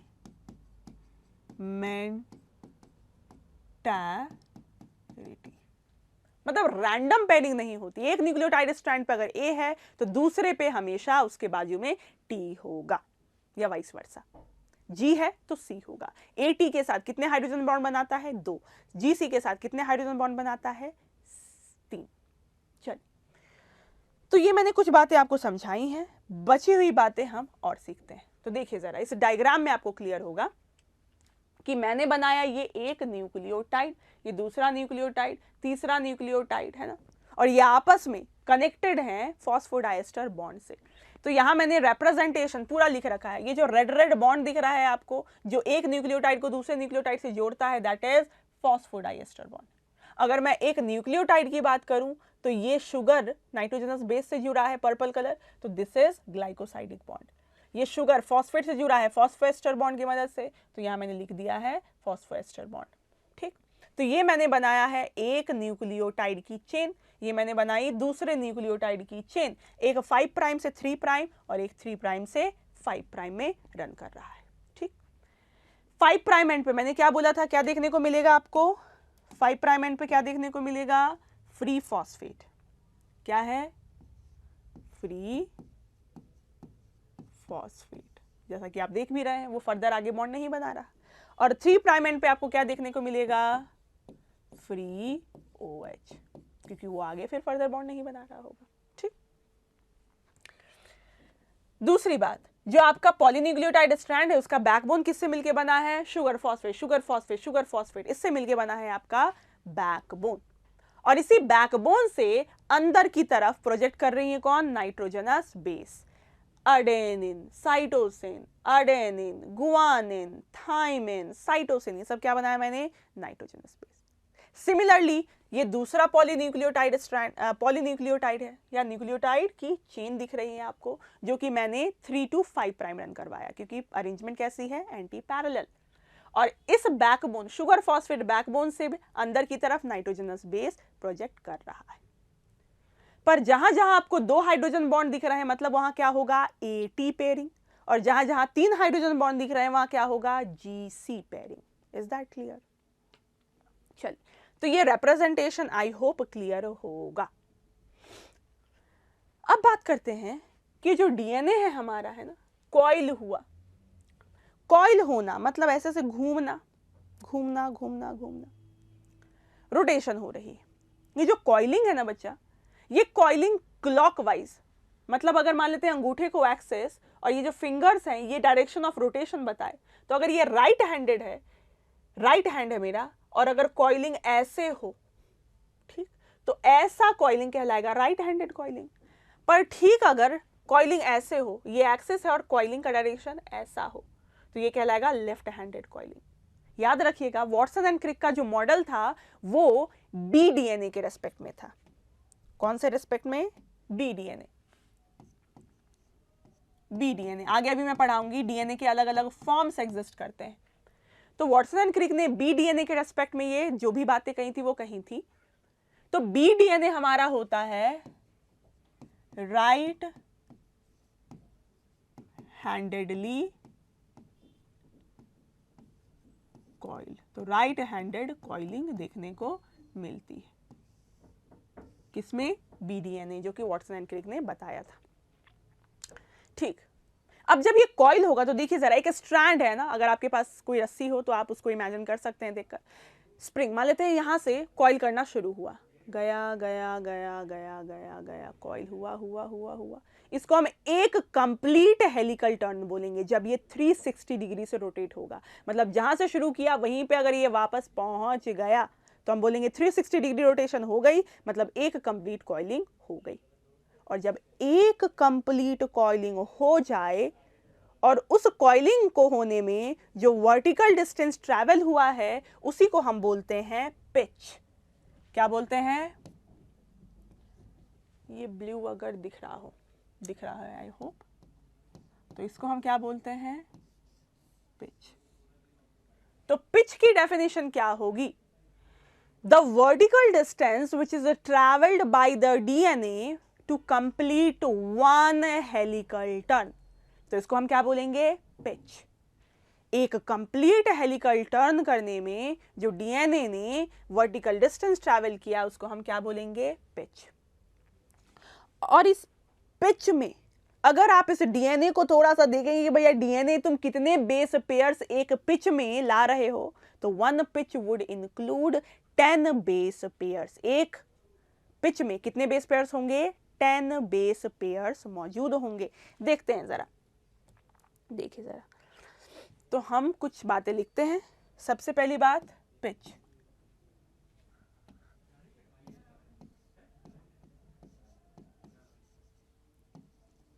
क्या है? सो vertical distance travelled bye DNA to complete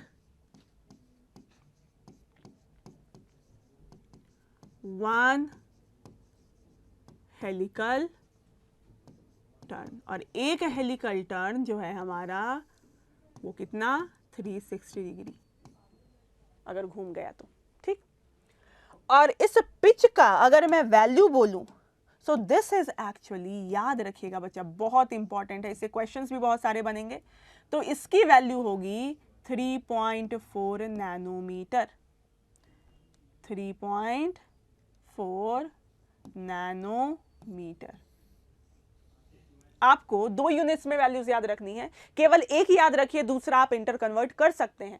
अगर नैनोमीटर पूछा गया है ना, और उससे आपको एंगस्ट्रॉम में कन्वर्ट करना है तो आप 10 से मल्टीप्लाई कर दीजिएगा। तो इसी को अगर मैं एंगस्ट्रॉम में लिखना चाहूं तो क्या लिख सकती हूं?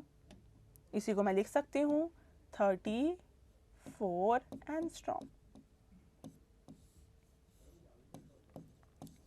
पर मैं फिर बोल रही हूं, आप केवल एक वैल्यू याद रखिए, इंटर कन्वर्ट आप बाद में करिएगा। अगर दोनों वैल्यूज याद रखेंगे तो कंफ्यूजन होगी आपको, ठीक। चलिए, तो 3.4 नैनोमीटर क्या है? पिच की लेंथ है। दूसरी जानकारी जो आपको याद रखनी है वो क्या? कि one pitch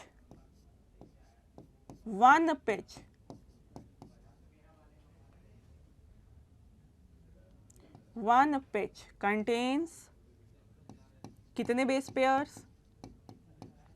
it contains 10 base pairs.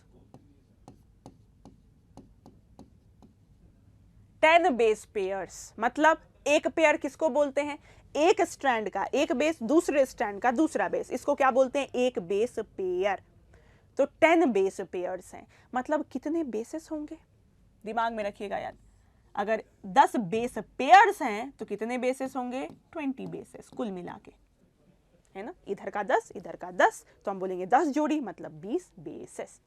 अच्छा, अब देखिए जरा कि एक पिच में 10 बेस पेयर्स हैं और एक पिच की लेंथ है 3.4 नैनोमीटर। तो हमारा जो कॉन्जिक्यूटिव बेस पेयर्स हैं, कितने बेस पेयर्स हैं? 10। और ये 10 बेस पेयर एक पिच में मौजूद हैं और पिच की लेंथ कितनी है? 3.4। तो हम बोलेंगे कि जो हमारा कॉन्जिक्यूटिव बेस पेयर है उसके बीच की दूरी क्या होगी? एक बेस पेयर दूसरे बेस पेयर से कितना दूर है? तो हम पूरे दूरी को अपॉन 10 कर देंगे। 3.4 को 10 से डिवाइड कर देंगे तो हम बोलेंगे कॉन्जिक्यूटिव बेस पेयर के बीच डिस्टेंस क्या हो जाएगा? 3.4 upon 10 nanometre, which is 0.34 nanometre. Metre. ये क्या है बच्चा? ये है distance between consecutive base pairs. This is distance between consecutive या adjacent base pairs, और इसी को हम बोलते हैं बेस पेयर राइज। मतलब एक बेस पेयर दूसरे बेस पेयर के मुकाबले कितना दूर है, कितना उठा हुआ है, एंड दैट इज 0.34 नैनोमीटर। अगर इसको एंगस्ट्रॉम में लिखना है तो क्या करेंगे, 10 से मल्टीप्लाई, तो इसको मैं 3.4 एंगस्ट्रॉम भी लिख सकती हूँ। आपको याद केवल एक ही वैल्यू करनी है, इंटर कन्वर्ट आप बाद में करेंगे, ठीक। चलिए अब देखिए जरा एक और बात कि एक पिच टोटल 360 डिग्री घूम गया। पिच मतलब वही है ना कि डीएनए पूरा 360 घूम गया तो वर्टिकल डिस्टेंस पिच कहलाई। तो एक पिच में 10 बेस पेयर हैं और एक पिच कहलाया जब पूरा का पूरा स्ट्रैंड 360 डिग्री घूम गया। तो हर बेस कितना घूम रहा है, तो हम बोलेंगे 360/10। मतलब एवरी बेस पेयर रोटेट्स कितना, 36 degree Celsius, not Celsius, 36 degrees. तो हमारा जो पॉलीन्यूक्लियोटाइड स्ट्रैंड है एक पूरा कंप्लीट हेलिकल टर्न 360 डिग्री बोल रहे हैं और उसमें टोटल 10 बेस पेयर्स हैं। तो हर बेस पेयर कितना घूम रहा है, 360/10 विच इज 36 डिग्रीज से घूम रहा होगा। तो ये सारे डेटा आपको याद रखने हैं बच्चा, ठीक। चलिए बढ़ते हैं आगे।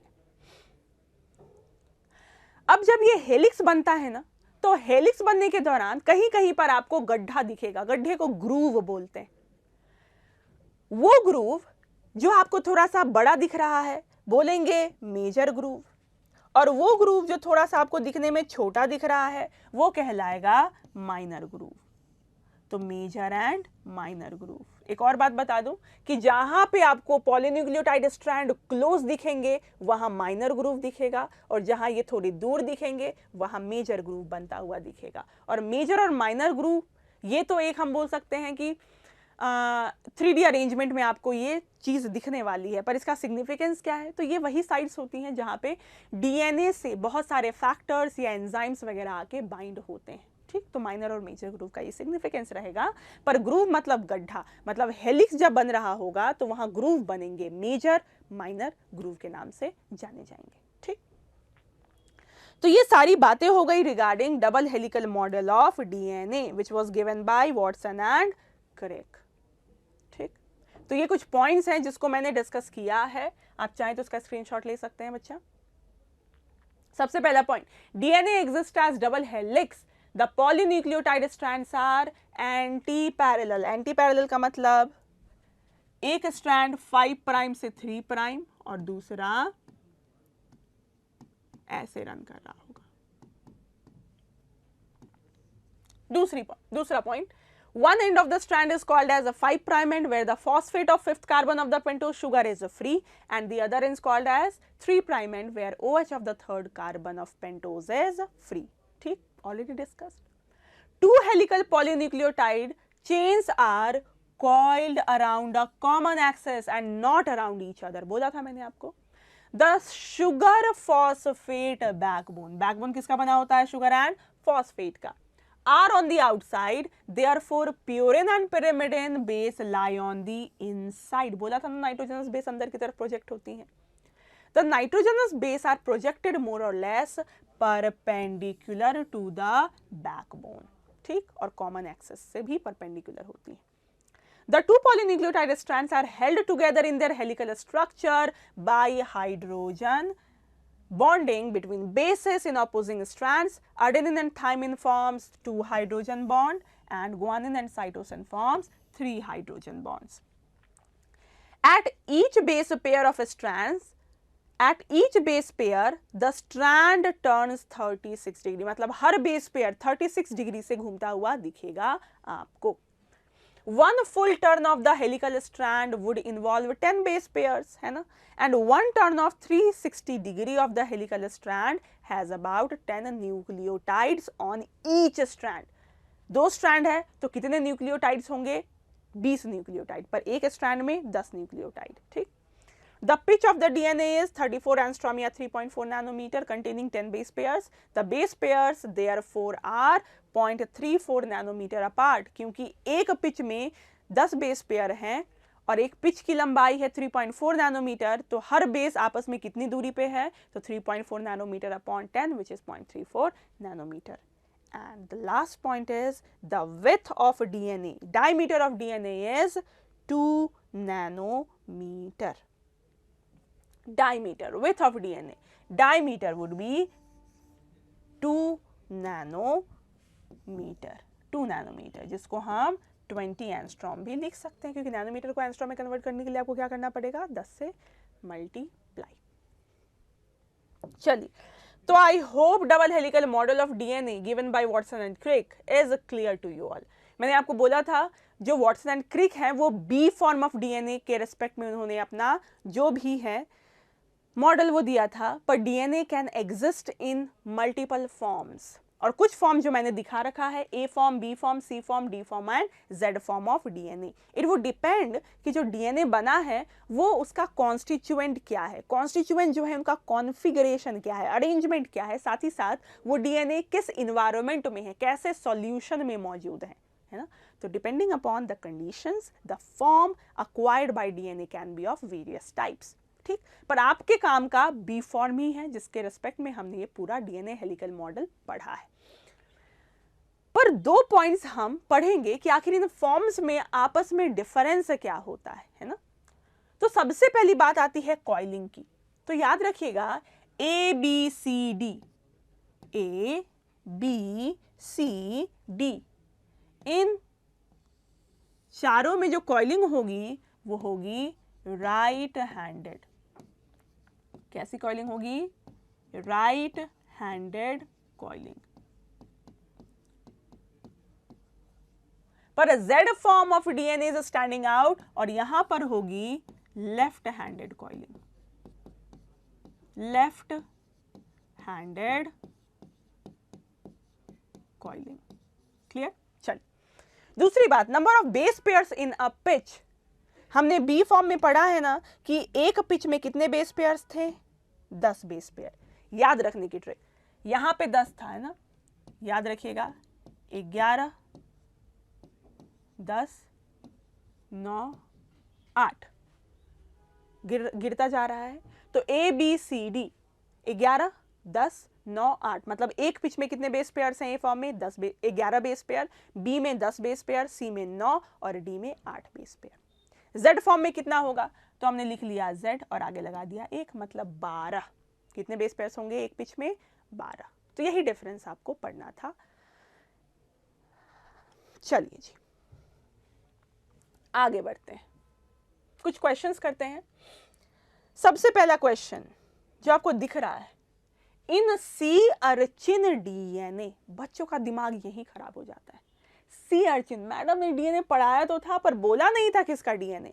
यूनिवर्सल है, चाहे आगे मैं कुछ भी लिख दूं, सी अर्चिन के जगह हेंग तेंग कुछ भी लिख दूं, बच्चा किसी भी स्पीशीज का कोई भी बारी भड़कम साइंटिफिक नेम लिख दिया, आपको परेशान होने की जरूरत नहीं है। क्वेश्चन में you have to remove the noise. कुछ ऐसे एलिमेंट्स होते हैं क्वेश्चन में जो आपको कंफ्यूज करने के लिए ऐड ऑन किए जाते हैं, है ना, तो आपको घबराना नहीं है। सी अर्चिन बोला, कोई फर्क नहीं पड़ा, डीएनए बोल रहा है ना, हमने डीएनए पढ़ा है ना, आंसर दे सकते हैं। तो हम बात करते हैं in sea urchin which is double stranded DNA, इतना बेस। अच्छा, ये परसेंटेज की बात कर रहा है। चलिए, एक एस्पेक्ट है जो मैं आपको पहले पढ़ाती हूँ, फिर इस क्वेश्चन को करेंगे, है ना। And that is called as Chargaff's rule. ये आपको दिख नहीं रहा होगा शायद, है ना, मैं लिख देती हूँ वापस से, कोई बात नहीं।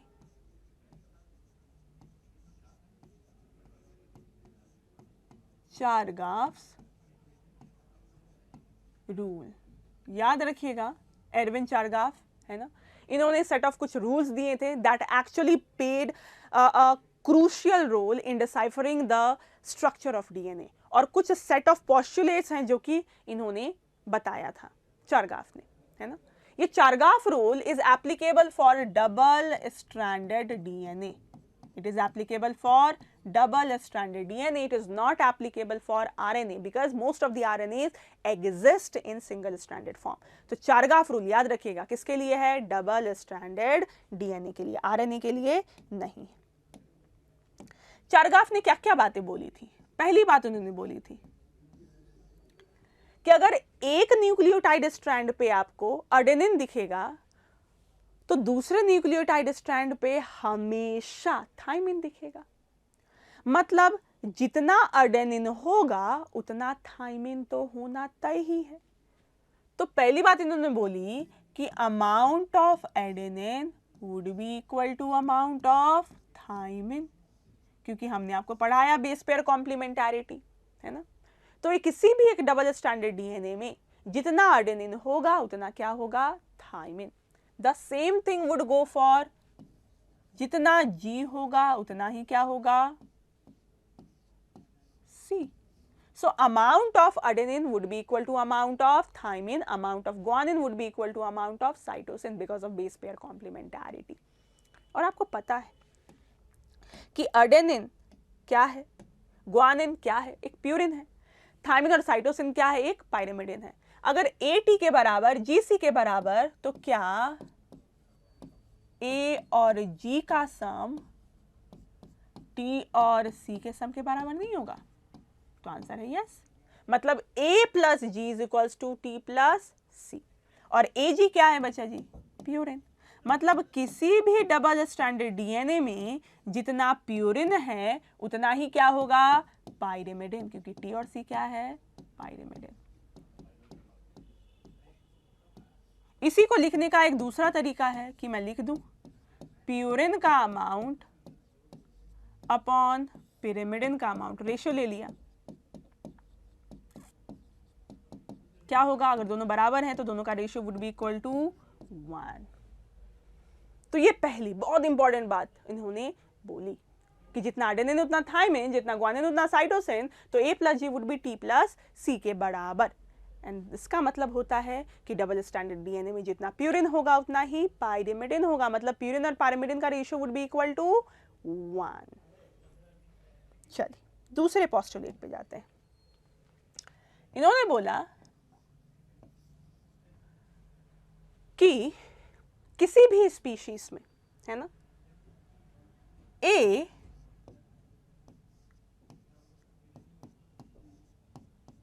T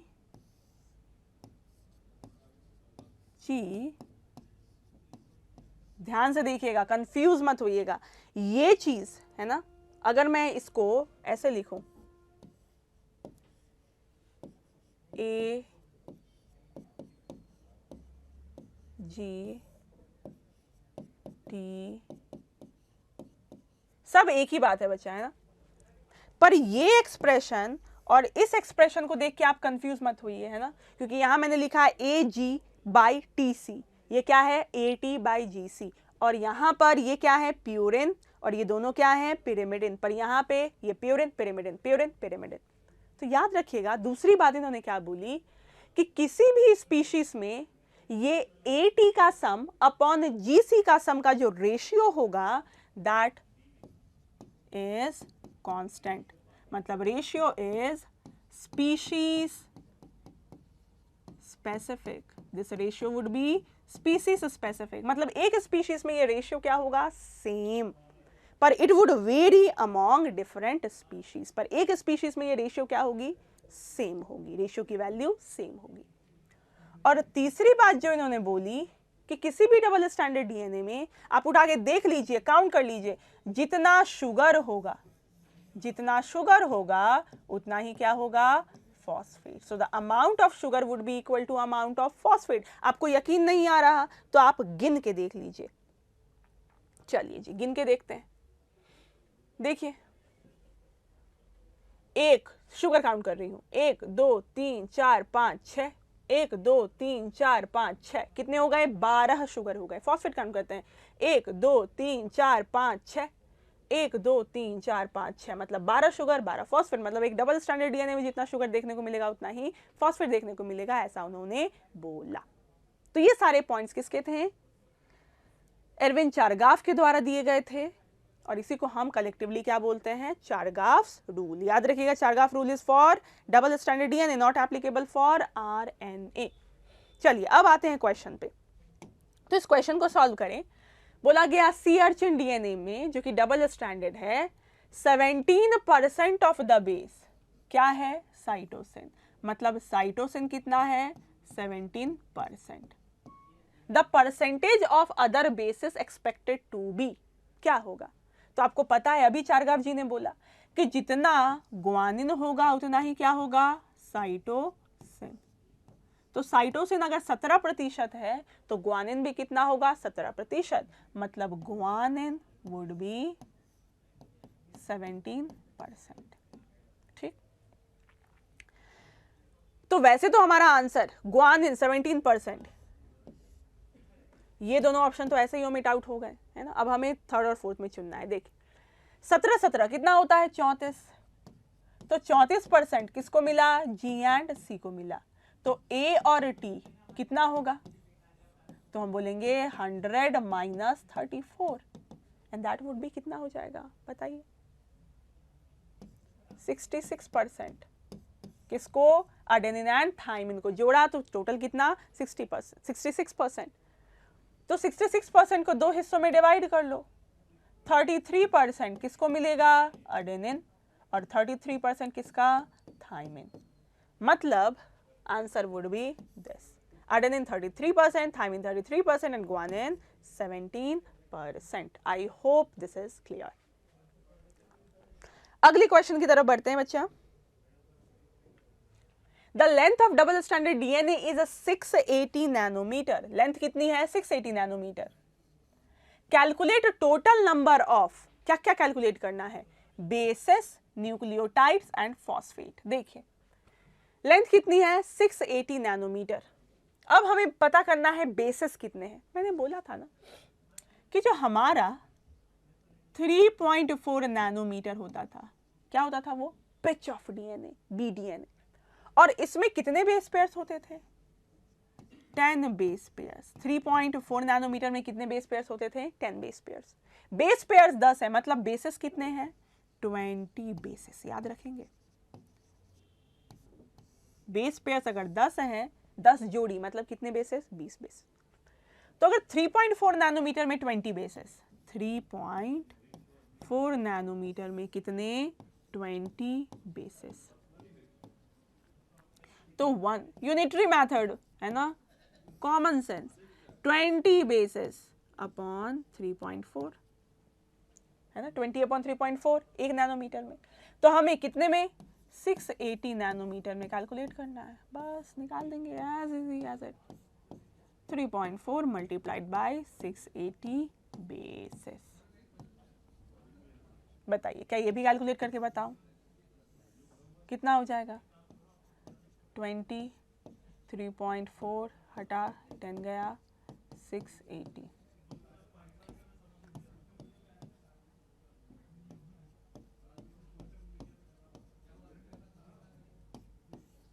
अगर बेस पेयर पूछा जाता तो कितना होता बच्चा? 2000, पर बेसिस पूछे गए तो कितना होगा? 4000। क्लियर। फिर बात करते हैं न्यूक्लियोटाइड्स की। तो हर बेस एक न्यूक्लियोटाइड बना रहा होगा, है ना। तो जितना बेसिस होगा उतना न्यूक्लियोटाइड होगा, ठीक। और जितना न्यूक्लियोटाइड है, हर न्यूक्लियोटाइड में एक फॉस्फेट है, तो जितना न्यूक्लियोटाइड होगा उतना ही फॉस्फेट होगा। मतलब जितने बेसिस हैं उतने ही न्यूक्लियोटाइड्स हैं, और उतने ही क्या हैं आपके? फॉस्फेट। ठीक है क्या? चल बढ़ते हैं अगले सवाल की तरफ। If a double standard DNA, मान लेते हैं एक्स डीएनए बोल रहे हैं, है ना, एक्स डीएनए, क्या जानकारी दे रखी है कि जो एडेनिन है वो कितना है? 10%। And then we have another DNA which is Y DNA, और इस वाई डीएनए में इन्होंने बोल रखा है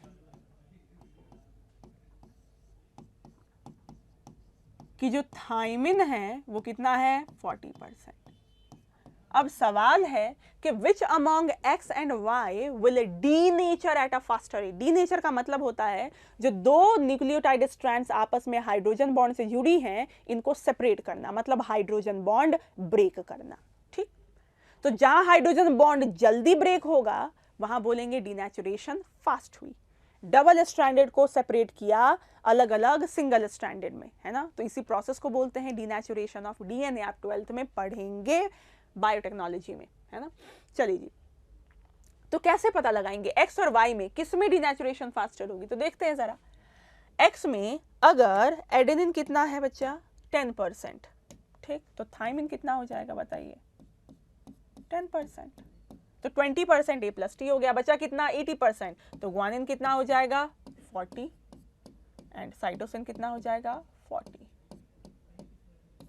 ठीक, वाई डीएनए में टी 40%, तो ए कितना हो जाएगा जी 40%, तो बचा 40 40 80% हो गया, बचा कितना 20%, तो G would be 10% and C would be 10%। अब देखिए, क्या जी और सी 3 हाइड्रोजन बॉन्ड से जुड़े होते हैं, ए टी 2 हाइड्रोजन बॉन्ड से जुड़े होते हैं। तो जिस डीएनए में 3 हाइड्रोजन बॉन्ड की संख्या ज्यादा होगी उसको तोड़ने में मुश्किल ज्यादा आएगी। मतलब डीनेचुरेशन जहां पर ट्रिपल बॉन्ड 3 हाइड्रोजन बॉन्ड ज्यादा होंगे वहां डीनेचुरेशन क्या होगा, मुश्किल, स्लो होगा। मतलब मैं एक कंक्लूजन यहां से डिराइव कर सकती हूं and that would be that rate of denaturation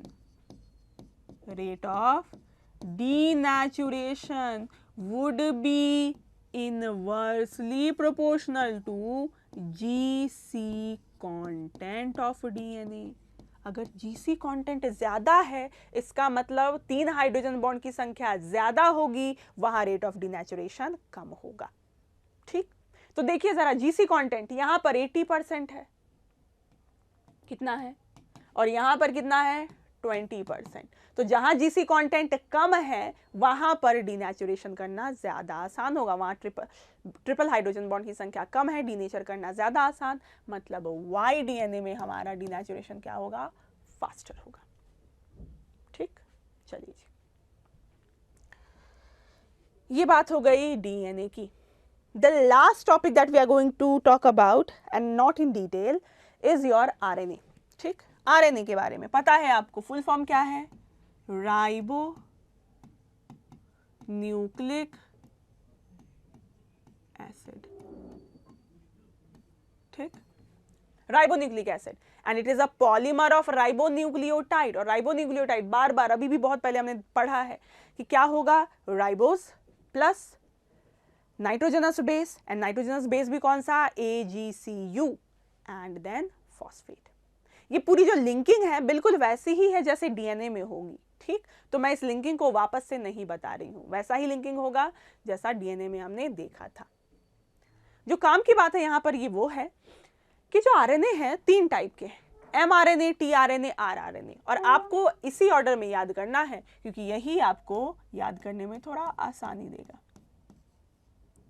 MTR है ना, MTR के मसाले आते हैं ना, MTR, mRNA, tRNA, rRNA। क्यों बोल रही हूं मैं इस ऑर्डर में याद करने को, अभी पता चलेगा आपको। जो mRNA होता है, M stands for messenger RNA, T stands for transfer RNA, adapter RNA भी बोलते हैं ना, और R stands for ribosomal RNA। ठीक, और MTR ऑर्डर में ही क्यों याद करवाया मैंने आपको, because that actually depicts their abundance. मतलब आरएनए में सबसे ज्यादा पॉपुलेशन कौन से आरएनए की होगी, rRNA की। कितना, लगभग 80%।